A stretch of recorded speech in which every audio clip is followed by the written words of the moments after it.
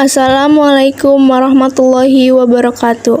Perkenalkan, kami dari kelompok 3 yang akan menjelaskan materi tentang sinar inframerah atau infrared yang beranggotakan 6 orang, yaitu diantaranya ada Asti Rahmadani, Isaura Khalda Syakira, Krisna Ardianto, Nur Atika Julianti, Rian Ardiansah, dan Sandi Ma'arif Wijaya.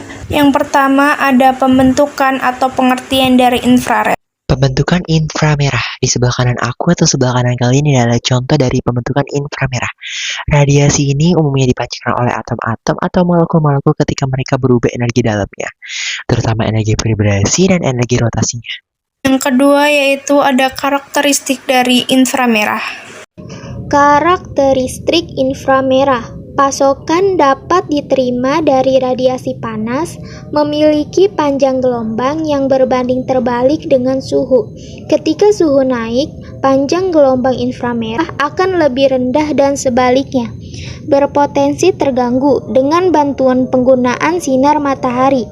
Cahaya tidak selalu terjebak dengan bantuan menggunakan mata manusia, tidak dapat menembus gadget yang tidak jelas.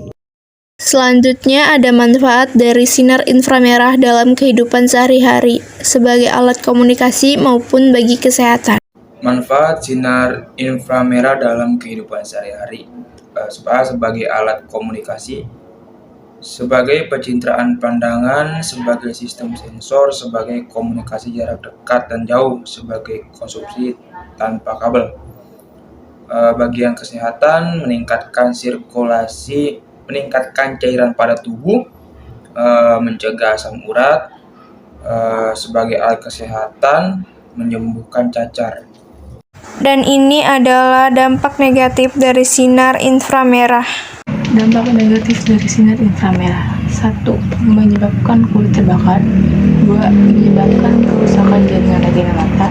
3. Menyebabkan bunuh diri. Terakhir ini ada alat teknologi yang memanfaatkan sinar inframerah. Alat teknologi yang memanfaatkan sinar inframerah atau infrared. Yang pertama, remote control, yaitu yang ini. Nah, remote control ini biasanya digunakan pada remote TV, remote AC, atau mungkin remote mainan atau remote mobil-mobilan. Nah, yang kedua, kamera pencitraan thermal. Nah, kamera pencitraan thermal ini gambarnya. Kamera pencitraan thermal ini biasanya digunakan untuk ngecek suhu yang ada di mall, bandara. Orang-orang yang masuk kan bisa melewati sebuah lorong gitu yang bentuknya seperti ini, kotak juga. Nah, biasanya orang-orang masuk, nah itu biasanya dicek oleh kamera pencitraan thermal buat ngecek suhunya. Nah, itu juga bisa buat pemadam untuk ngecek di mana apinya, soalnya nanti apinya berwarnanya beda seperti ini. Nah, nanti apinya berwarna beda dari sekeliling. Nah, yang ketiga, kompor inframerah, yaitu ini. Kompor inframerah ini tidak mengeluarkan api, tetapi mengeluarkan panas yang bisa digunakan untuk memasak.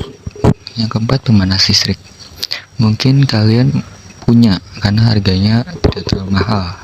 Apalagi nanti kalian ngekos, pasti kalian punya ini. Ini sama konsepnya seperti kompor inframerah, tidak menggunakan api namun mengeluarkan panas yang bisa untuk mematangkan suatu masakan. Yang kelima, termometer inframerah. Yang ini gambarnya. Termometer inframerah ini pasti kalian pernah nemuin maupun satu kali atau dua kali. Nah, termometer inframerah ini biasanya digunakan untuk ngecek suhu, apalagi 2 tahun kebelakang ini yang sedang lagi COVID-19, pasti di sekolah ada termometer inframerah. Kalau misal suhunya normal bunyi, kalau misal suhunya panas nanti bunyi juga.